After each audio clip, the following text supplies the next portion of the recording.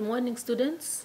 My name is Miss Kawana Irene, will be your tutor, taking you through DEDES HIS21 exam-based contact session 2020. About the exam papers, the paper is out of 130 marks. It's 3 hours long for 4 to 5 questions, and you are required to answer all the questions. The study guides that you can use is History Subject Study Guide and NAMCO History Study Guide. The world history, we have the Treaty of Versailles. The many concepts that you should know is what the big three wanted to achieve. To be specifically, we can talk about Woodrow Wilson of USA. He hoped to achieve world peace in his 14 points. He wanted the League of Nations to be introduced because he wanted peace in the world. He wanted the defeated countries and the victorious countries to have peace. And then, how good was this treaty of Versailles to the Germans? The treaty was not that good to the Germans because the Germans were affected, their land were taken, armies were reduced. They were affected because when they were told to pay the reparations brought starvation and high unemployment. So the Germans were affected mostly. The question that you should ask yourself as a student is, did the big three achieve everything they wanted at the peace negotiations? On the other hand, you can say yes, more special to France, because George Clemenceau was fighting for revenge, and it happened. He wanted the Germans to pay reparations, and the reparations were paid by the Germans. And on the other hand, Woodrow Wilson did not achieve everything that he wanted because most of his 14 points were ignored, except the establishment of the League of Nations. Go on. We have the terms of the Treaty of Versailles. We have 3 terms of the TOV. TOV stands for the Treaty of Versailles. We have the War Guilt Clause. The War Guilt Clause was simple, but it was seen by Germans as extremely harsh because they had no choice but to accept, and then they have to sign. This was humiliating to the Germans because they believed that other countries were equal responsible and they were supposed to sign the War Guilt Clause. So this was one of the most hated terms by the Germans. And then we have another term, military restrictions. Under military restrictions, the Germans were told to disarm. No weapons were allowed in Germans, and then they had to surrender their fleet of warship to the Allies. And then the army of Germany was reduced to only 100,000 men. That number of soldiers that were remained, it was only to make sure that there's peace and to keep order in Germany. And then we have the loss of territory, where the Germans lost most of their important industrial area. Like, for example, we have the Saar region and the Rhineland that was demilitarized. And then, and also German, under the loss of territory, German lost its African colonies and also Asian colonies. And then it brings us to the League of Nations. What were the aims of the League of Nations? If you know, the aims of the League was also very important.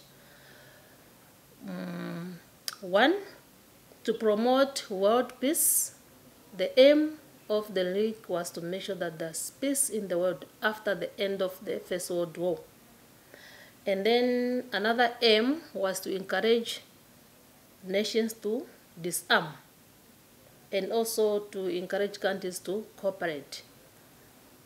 Now, what was the impact of the World Depression on the work of the League of Nations? The World Depression brought so many things because most of the countries were affected. The World Depression brought starvation and high unemployment. So most of the people started joining these extreme political parties that helped to bring solution in Germany. That's when Hitler came into being, and most of the people started supporting him because he promised to solve the problem that were faced by the Germans. And then we have the Abyssinian crisis. Did they destroy the League? Abyssinia was invaded by Italy. Italy was one of the countries that was hit by the World Depression. So they have high unemployment, they have starvation. So in order to solve their problems, they decided to attack or to invade Abyssinia, which is Ethiopia. So they were looking for natural resources to solve their problems. So the League of Nations was weak. They could not stop them from invading Abyssinia. The League of Nations was powerless because they had no army. And Germany, USA, and Russia was not a member to help the League. And then we have Hitler's foreign policy. We have Munich Agreement. We have the two countries, Britain and France. Why do you think these two countries were prepared to sign the Munich Agreement?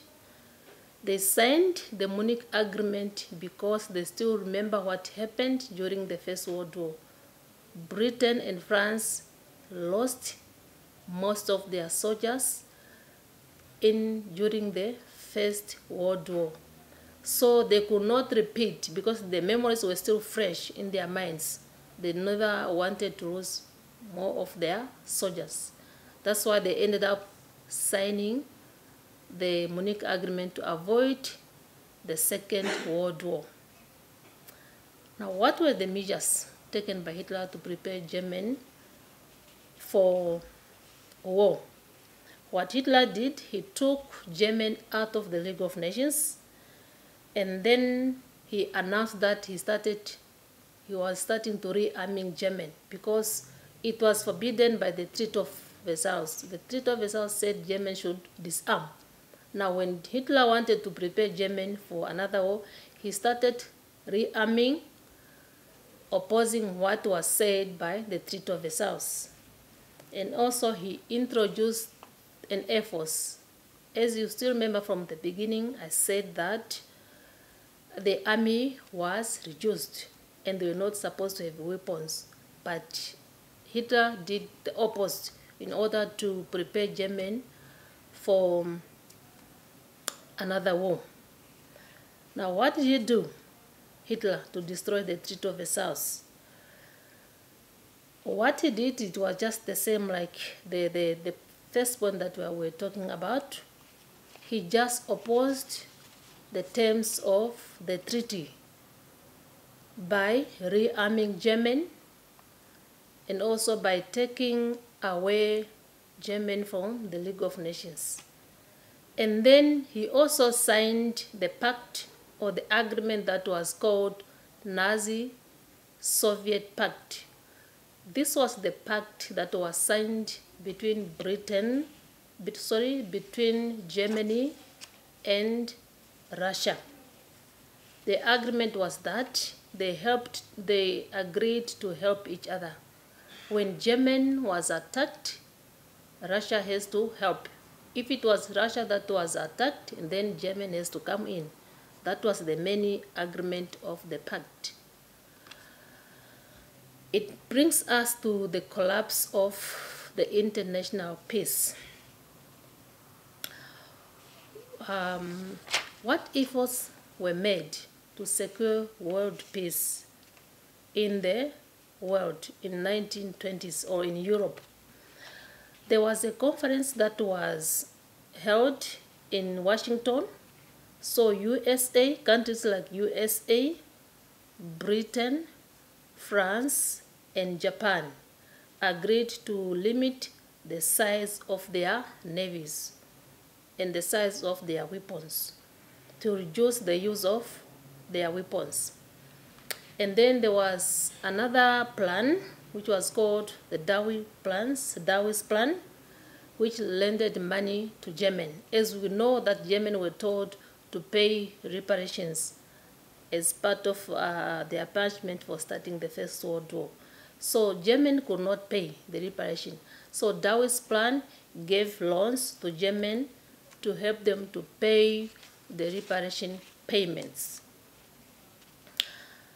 And then we have the outbreak of the Second World War. Was it Hitler's fault? You should ask yourself this question, whether the Second World War broke out because of Hitler. We can say that there are so many factors that led to the outbreak of the Second World War. Yes, Hitler contributed also because he started rearming Germany. And that pact that was signed between Germany and Russia, the Nazi-Soviet pact, it gave him security to do whatever he wanted because he knew that Russia is going to assist the Germans whenever they are faced with problems. And as I said, it was not only Hitler. The Treaty of Versailles was also another problem because the Germans were not happy. They had that hatred, so they wanted to revenge because they were forced to do things that they were not supposed to do. As we know that the treaty was a diktat, meaning it was imposed on the Germans. So the Germans were not happy. So the Treaty of Versailles was also one factor that caused the outbreak of the Second World War. The League of Nations was also a factor because the League of Nations could not prevent other countries to invade the smaller countries because the League of Nations was formed after the First World War. So it was supposed to prevent, but they could not do it because they were powerless. Britain and France, that was supposed to help, also did not want to help because they did not want to give their soldiers. They were afraid to lose more of their soldiers. And then we have the Cuban Missiles crisis. What was the impact of these Cuban missiles? So one of the impact was that USA refused to buy sugar in July 1960. And in October 1960, USA ended all the trades with Cuba. That was one of the impact. And then we have the United Nations Organization. What was the aims of the United Nations? The United Nations was formed after the end of the Second World War in 1945. So it just took over from the League of Nations. One of the aims was to maintain international peace and security because countries were fighting in Europe, so they wanted to put an end to the war. And then another aim of the United Nations was that they wanted to develop friendly relations among nations and also to avoid conflict. Another question that we should ask yourself, students, is the United Nations, why did the United Nations become involved in the Congo in 1960 and 1961? We are told that within days of being granted independence in 1960, because Congo was colonized by Belgium, so they were granted independence. So within days of being granted that independence, there was chaos in Congo. because Belgium sent in troops to protect their nationalists that were still in the Congo. So this action was illegal. So Patrice Lumumba called in the United Nations to bring peace or to bring order in the Congo. That's how the United Nations ended in the Congo in 1960. And then we have the Ruhr occupation. The Ruhr occupation. Ruhr was one of the richest region in Germany. I told you about the reparations that were supposed to be paid by Germany. So Germany could not pay. They were hesitant to pay, that they don't have such an amount to pay. So Belgium and France decided to occupy the Ruhr in order to get the reparation from that richest region. You should pay more attention on this because it's a very important topic. And then it brings us to the division of Germany. After the end of the Second World War, the Allies saw that the Germans were not going to win the war. So they decided to meet. The first conference was held in Germany, where they decided to divide Germany amongst themselves. It was USA, France, Britain, and Russia. So these four countries divided Germans amongst themselves. So when Germany was divided into 4 zones, another part of Germany was given to Russia, another zone was given to Britain, another zone was given to USA, it's like that, up to 4 zones. So the other part where they were Britain, France, and USA was developing than the eastern, than the zone that was given to Russia. So to avoid that, because people were seeing that the other side of Germany were developing, people had this good life, they were getting employment. The other side, which was given to Russia, so they said we cannot leave our people to cross to the other side of the zones. So we have to block. It brings us to the Berlin blockade. Berlin is the capital city of Germany. So Stalin, which was given the Russian zone, decided to block the zone. When he blocked the zone, he was preventing his people, to move from his zone to another zone. Because the other zone, I said, the other zone that was given to the 3 countries, USA, France, and Britain, was developing than the other side. So educated people started moving from this side to the zone that was given to the 3 countries.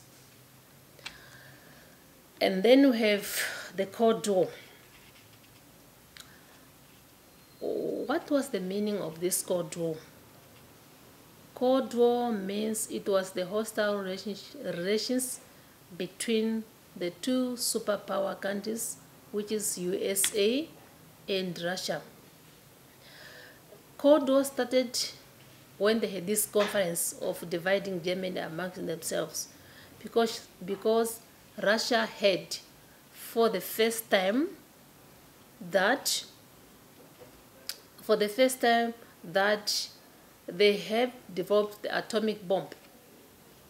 The USA had developed the atomic bomb. So the Russians became worried that how come that USA kept this as a secret to the Russians? Were they planning to attack them or what?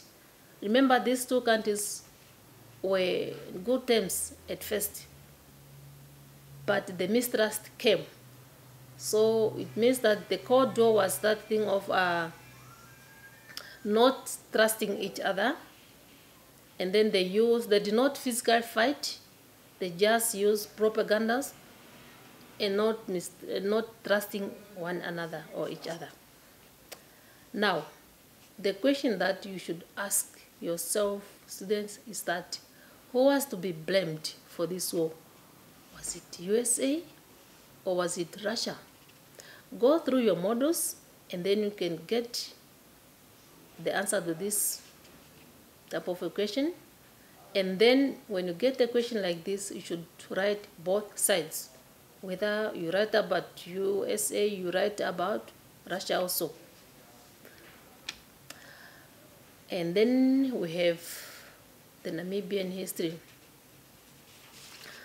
The annexation of Southwest Africa by German. Now, what role was played by Rudres to acquire land in Namibia? We are told that Rudres was a German merchant hoping to find minerals, especially diamonds, gold, and silver in Namibia. He was looking for land before the land was being claimed by any European nation. Now, what did he do? At first, he cheated. Of course, he cheated. He bought his first piece of land in 1883 by cheating Chief Frederick of Bethany. He bought a piece of land in exchange of rifles, guns. Okay, and then what was the role of Hosea Kutako in the struggle for independence of Namibia? Hosea Kutako played a very important role because, as you know, that he is even referred to be the father of Namibian nationalism. He was the first person to come with the idea of independence in Namibia. Hosea Kutako wrote a petition. That time he was helped by Michael Scott to write the petition, which was signed in Okanja to fight for the rights of the Namibian people. He even helped the Namibian people to cross the border to go overseas for studies. Okay. And then we have the War of National Resistance. What was the reasons for the War of National Resistance? When the Germans came to Namibia, they took land by force from the Namibian people. So the reasons are land confiscation, cattle confiscation, and colonial oppression. The land was confiscated by the Germans. The word confiscation means to take land by force. So the land was taken, and then the Namibian people were taken or chased away from their land, and then they were taken to live in the reserves. A reserve is a place which is overcrowded, very dirty, and it was a small piece of land. The biggest part of the land was given to the German people. Another reason was cattle confiscation. Cattle were confiscated by the Germans. So the most tribe that was affected were Hereros, because Hereros were rich in cattle. So most of their land were taken by the Germans. Now, because the Germans also cheated, they told the Namibian people to sign the protection treaty. They said, you sign the protection treaty, then we are going to protect you from your enemies. But that was that was not the main aim of the Germans. The main aim of the Germans was that they wanted the Namibian people to sign the protection treaty. After signing the protection treaty, then they'll take land by force. So the Namibians, some of the leaders refused to sign the protection treaty. Some of the leaders signed. Now, when they signed, it gave chance to the German people to take over the land of the Namibian people. Okay, so the cattle confiscation, they were taken. This was the point that I was busy explaining. So there was, the Germans even introduced an artificial boundary. They said that any cattle that is going to cross that line, it will belong to the German people. So any cattle that was crossing that artificial boundary, the German took the cattle. So the heroes said that or saw this as a theft. They could not take it anymore. And then colonial oppression. The Namibians were colonized by the Germans. There were bad things that happened when the Germans were here. Namibians became slaves. They have to work with passbook, as if they were treated like foreigners in their own country. Women were raped in front of their kids. Those who worked for the Germans were beaten to the point of death. Sometimes they were paid food rations, sometimes there were no salaries. So the Namibians said, this is enough. We have to fight for our land. So that's where the conflict between the Hereros and the Germans started. So they started fighting, they fought from 1904 to 1908. So when they were fighting, it was very clear that the Hereros were being defeated because the Germans brought more weapons from Germany. So they have to run away. Some of the Hereros escaped. They went to Botswana. Some of them did not make it. They died on the way when they were trying to run. Because of thirst, they went through Omaheke desert. Some were killed by hunger. Some because of thirsty.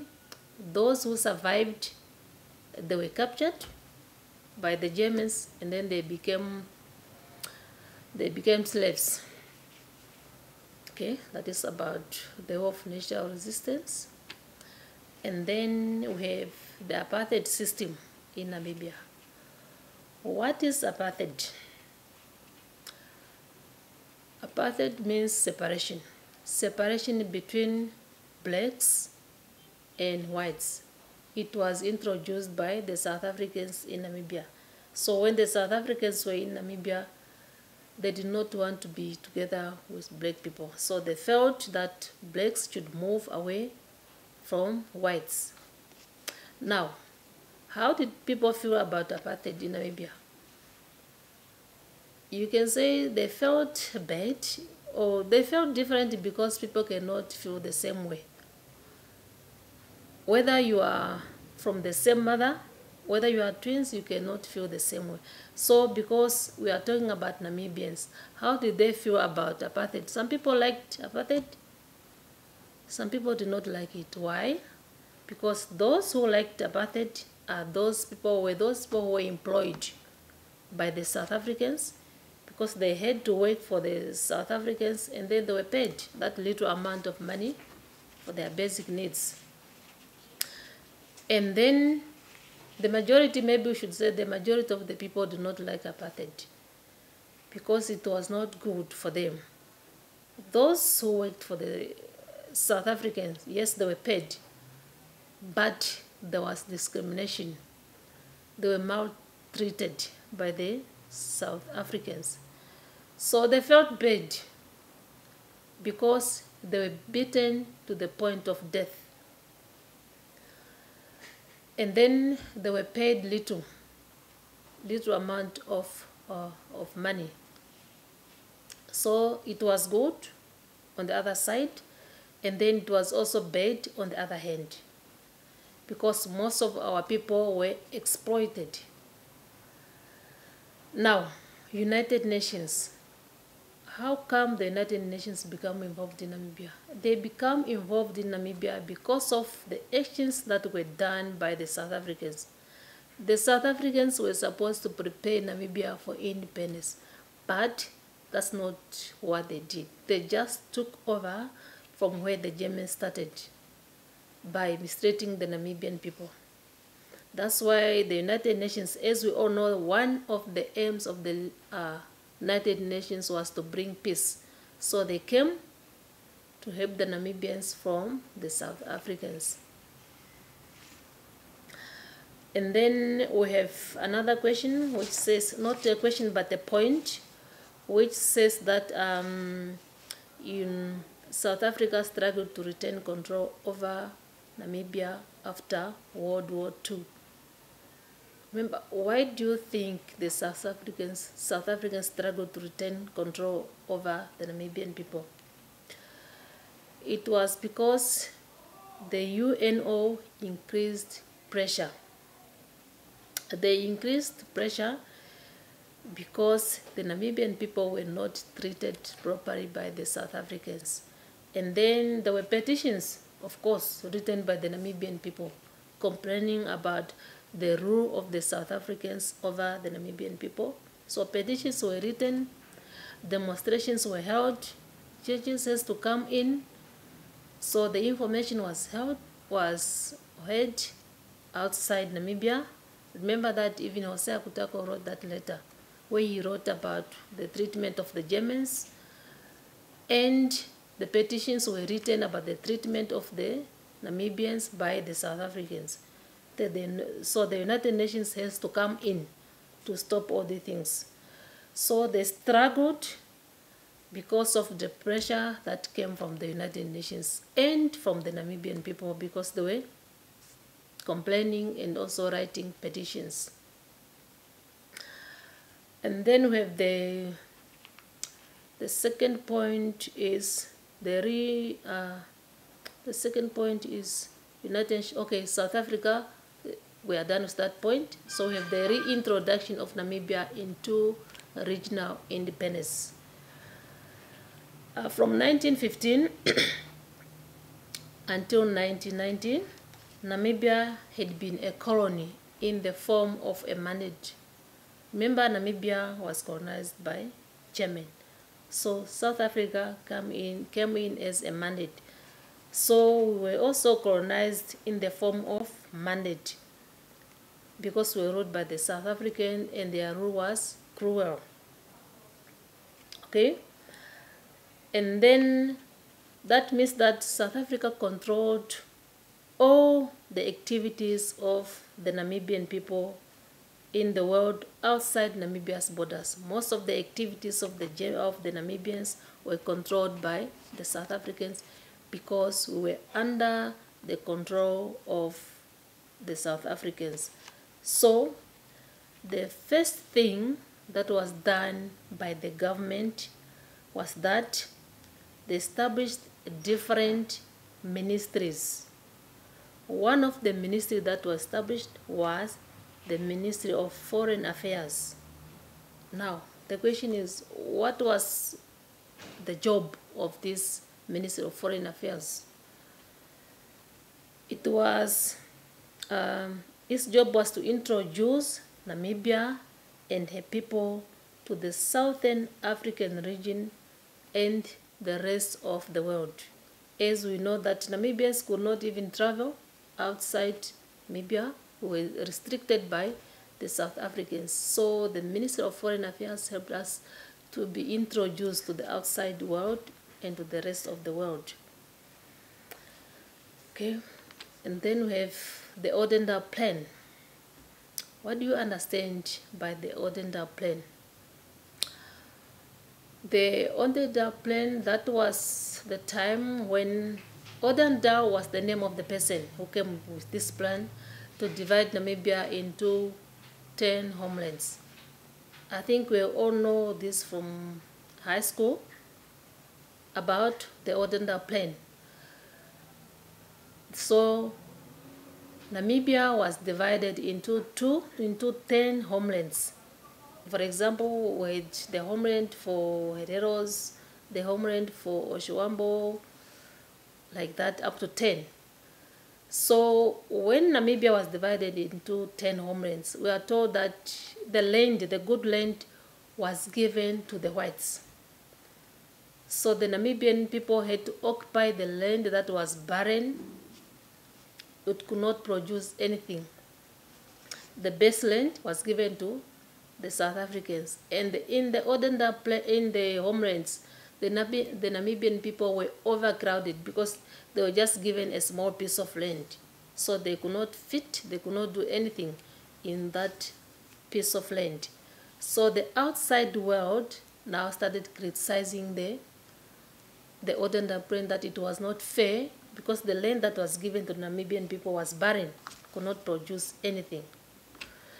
And then we have Resolution 435. The terms of Resolution 435, one of the resolution was that refugees were supposed to come back to Namibia and take part in the elections. And then also the refugees were also coming back to take part in the elections. So there were 5 terms. Go through your modules, you find the terms of the Resolution 435. But we are told that this was delayed for 10 years. Why?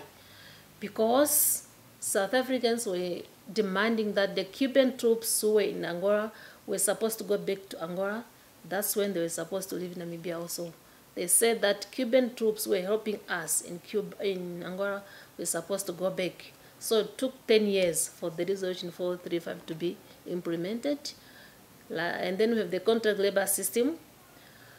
The contract labor system affected the Namibian people because contract laborers were not allowed to go with their families to the place of work. They had no choice. They could not choose where they wanted to work. And they received low wages. And the treatment were not good at all. And then we have the First World War, where Namibians affected by the First World War. We can say most of the Namibian people were not affected in the fighting. This was mainly between Germany and South Africa. We continue. We have some questions. Require you to have a balanced answer. For example, if you come across the question which says, who was to be blamed for the Cold War, USA or Russia? You should answer both sides. You write about the USA, how do you feel whether they were blamed or not, or Russia was to be blamed or not. Okay. End of presentation, and good luck, students. Thank you.